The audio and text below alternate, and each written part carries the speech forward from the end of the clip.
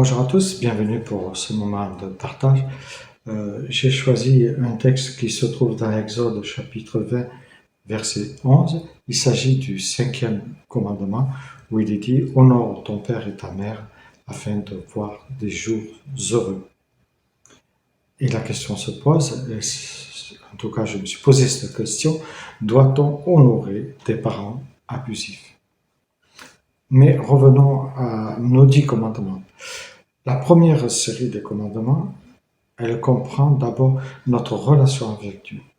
Et dans la deuxième partie, c'est-à-dire les 5 autres commandements, où ça commence par honorer nos parents, il est question d'une relation avec les humains.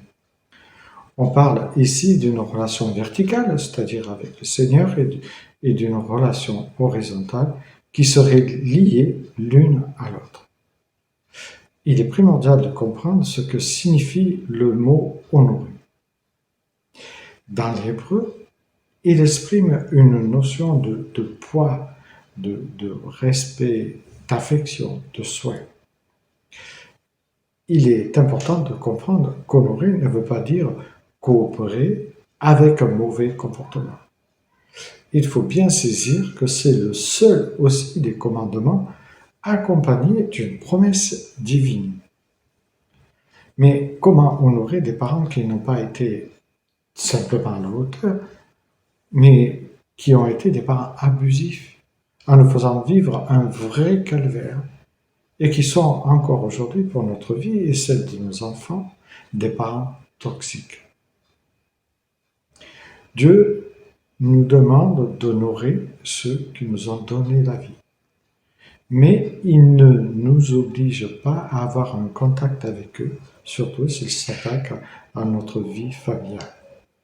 Car cela voudrait dire qu'on honore la maltraitance. Accepter cela serait aussi de nier ce qu'ils ont fait et peuvent nous faire encore. On peut vouloir du bien à ses parents, malgré tout, ce qu'ils nous ont fait, mais de loin, comme on dit, car il est tout à fait primordial de se protéger et de protéger sa propre famille. Même si nous n'avons pas de contact rapproché avec eux, nous pouvons prier pour eux afin qu'ils rencontrent le Seigneur pour que nos relations changent un jour.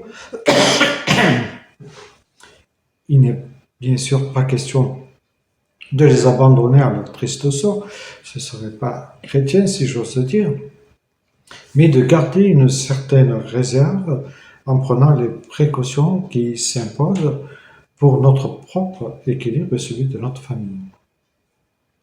Attention, honorer ne veut pas dire vivre à martyr, car on risque alors de s'enfermer dans une amertume inutile et destructrice à long terme. Bien sûr que vous n'avez pas choisi votre passé. Bien sûr que vous n'avez pas choisi d'avoir le père et la mère que vous avez et qui vous ont maltraité. Mais si vous laissez l'amertume grandir dans votre cœur à cause du comportement de votre père ou du comportement de votre mère, vous finirez, comme dit la parole, par les maudire, c'est-à-dire dire du mal d'eux à d'autres personnes. La première des choses à faire, quand on a eu des parents abusifs, est de remettre votre histoire au Seigneur pour qu'il vous donne de savoir lâcher prise, ou plutôt lâcher la corbeille, comme le dit le psaume 81, verset 6, c'est-à-dire tout remettre au Seigneur. Car, ne l'oublions pas, c'est à lui qu'il appartient de nous faire justice. Romains 12, verset 21 nous le dit. Lui seul aussi peut rétablir une relation brisée, et pour cela, il est primordial de prier pour que vos parents se rendent compte du mal qu'ils vous ont fait. Demandez aussi au Seigneur de la sagesse afin de ne pas brûler les différentes étapes qui vont se présenter à vous.